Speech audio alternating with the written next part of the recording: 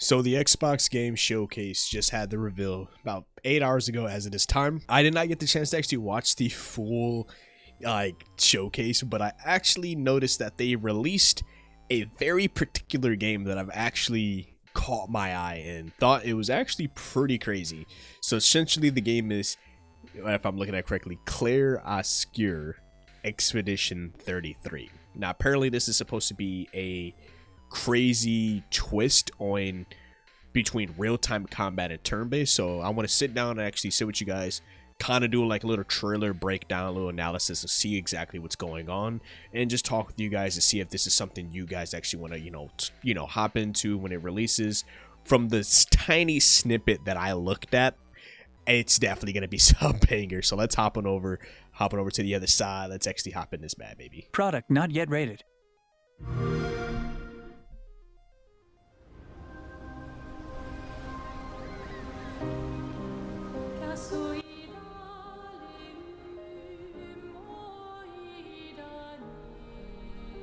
Soon she'll wake and paint again.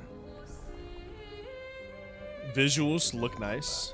I want to see what the end game's visuals looking like. Every year, one stroke, and everyone of that age vanishes into nothingness. Whoa. Every year she paints again, and every year an expedition departs for the continent with one hopeless mission: destroy the paintress so she can never paint death again.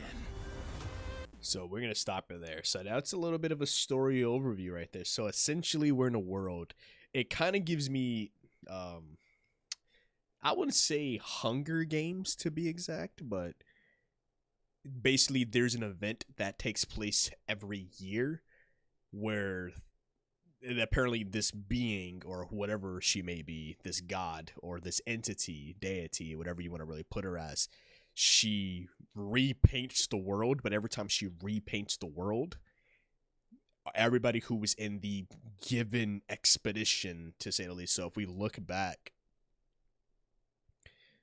it was currently at Expedition 34.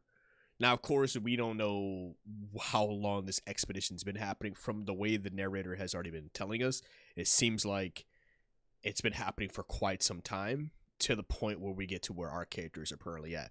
But if we look at it, Soon she'll wake and paint again.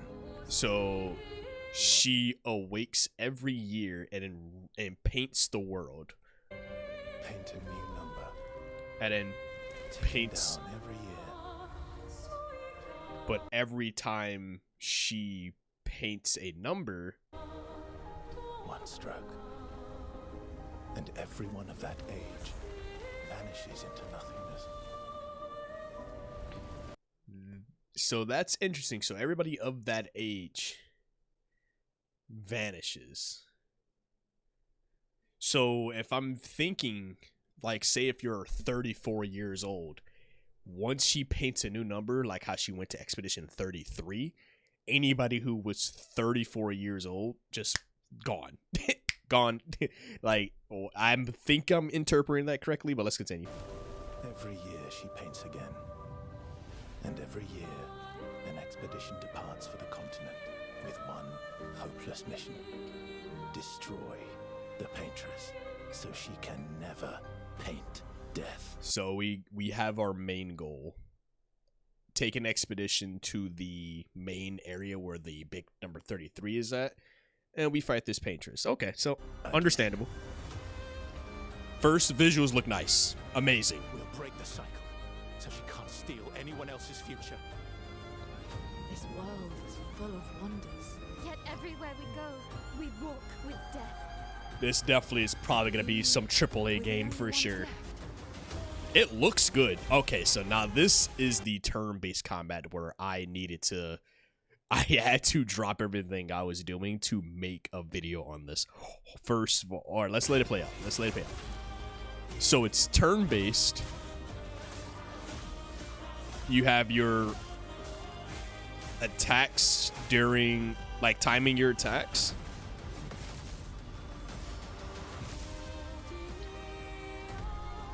I don't know, it's interesting. I'm trying to see exactly where it might be innovative.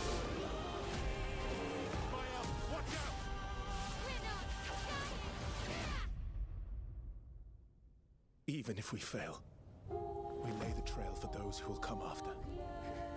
Right? We are Expedition 33. Oh, it comes next year. Of fucking course it does. A lot of games have been announced for next year, so it seems like we're having a heaping list of games. But I want to go back to the combat. So let's go back and actually look. It looks amazing. Like, I can definitely see this may be a AAA turn-based game. It's probably going to drop at $70. The way the visuals look. So, let's actually dissect this combat a little bit. So, turn-based, as we can already see. And I'm noticing that there's prompts popping up. So now, that's not too crazy innovative, to say the least. Like, there's a lot of games that do that. Like, we're talking about, even let's take it all the way back to the PS1 days, like Legend of Dragoon, even like things like Sea of Stars, if you want to be more modernized with it, but like it's not too innovative. And of course, because you got your usual turn base,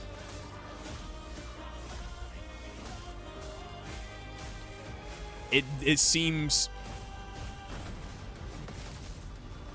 unless how things happen will allow it to be like real time as well.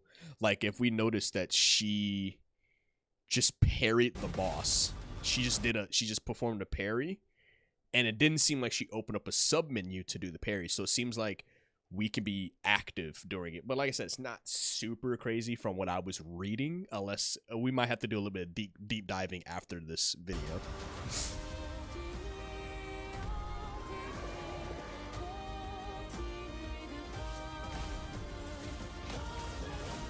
Yeah, it's like he threw an attack and she was able to jump, which now that I'm looking on the left, so of course you have your turn order, so you can see who's all going to be coming, like whose turn is next. If we look at the bottom left hand side, we actually have this force, so we can dodge with B, jump with A, parry, and we have our gradient, which I'm going to take a guess that the gradient is like our spell list essentially.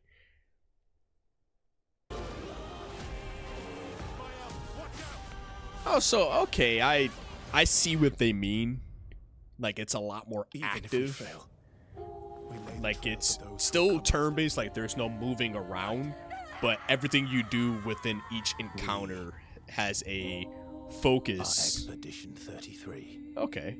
Has a overall focus on this sub like thing. Like you can jump, of course, so if they're throwing an attack that's more like a low attack, you could just jump right over it, or if they're throwing like an attack that's head on, you could just parry it, or you can just dodge the attack. So it's like you still have your real-time movements where like you jump, you dodge, you parry, definitely pulling out your Dark Souls or really any platformer, any action RPG, but you're still locked in the rules of turn-based combat.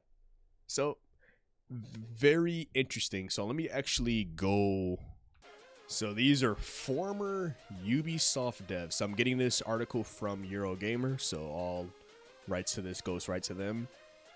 Let's see, what did they say about it? So let's look at the combat. So I didn't actually get a chance to watch the gameplay showcase, so I didn't get to see any of the actual like talks and information that's regarding this game. So they're saying in a press statement, publisher Kepler Interactive have fleshed out some of the details a bit further. Players will be able to dodge, parry, and counter enemy assaults in real time. There will also be a free aim system to target weak points and plenty of opportunities to customize your party stats, skills, and gear to suit your personal playstyles. Okay, so it's a blend, essentially. It's a blend of real-time combat and turn-based, but with a slight spin on it. I definitely like the idea where like we can die. So basically there is no it's hard to, I'm going to say it's hard to set up a strategy. It wouldn't be like hard to set up a strategy, but like most of the time, like when most people play like JRPGs, when there's turn-based and you're trying to figure like how to attack who, X, Y, and Z, now we have to be very active, I would say, when it comes to like the enemy's turn, and are we gonna parry it, are we gonna dodge it, are we gonna jump? And of course there's different weak spots, so we now have to target those weak spots to probably deal more damage. If I can get my hands on this, I will happily do a video on this. Right, yeah, that's about it. It did say it's coming out in 2025, so it will PC, Xbox Series X and S, and it will arrive on Game Pass. So you already know we're live streaming that one, boys. Let's see. Games Radar is saying that it has a Paper Mario style JRPG type combat. That I can sort of, yeah, I can actually see that, because I remember Paper Mario, like it has a quite similar style of play. Like you definitely are active with the combat. I haven't played Paper Mario since like GameCube, so it's definitely been a minute. I know they'd had the remake recently. I might need to check that out. So a little bit of extra information is in this evolution of JRPGs, real-time actions enhance the heart of turn-based combat, which basically is trying to help people who are on a more wider X spectrum, because there's a lot of people who don't like turn-based games, and there's some people who don't like real-time. So it's trying to like mix that, bridge the gap between both parties, essentially, and help get more eyes and to get more people who want to step into the turn-based world. Essentially, you build your party up, level up 6 different characters. You can craft unique builds for your expeditioners that fit your playstyle via gear, stats, skills, and character synergies. Open an active dimension in combat, so you can dodge, parry, and counter in real time. Chain combos by mastering the attack rhythms, which is what we saw in there. It gave you the prompts. Click A. That's very standard, and target enemy weak points using the free aim system, which is actually interesting, which we probably saw when the guy was shooting the pistol or gun, essentially. So, and they're saying this is a big budget, which definitely sounds about right. You know, we had, you know, your Final Fantasy VII remake, we had your Like a Dragon Infinite Wealth, so this being a turn-based big budget game, I can definitely see that. They saying that they have a focus on single player experiences. We want to deliver incredible stories with intriguing characters and gorgeous fantasy worlds. So overall, we have a very interesting and quite very interesting game on our hands. The story off rip probably is the most, like I'm reading here piece by PC Gamer saying that this is probably the most convoluted villain story that they have ever heard of, which was quite interesting, because I'm listening it, like if you listen to the story overview that they gave, I'm like, wait, so our villain is a painter who repaints the world every year, and we take expeditions per expedition, I guess, to see if we can handle her. And I guess our expedition 33 is the, I'm gonna take a guess, is the final expedition to be able to do so. She does it every year and repaints the world. I don't know, that it's so convoluted.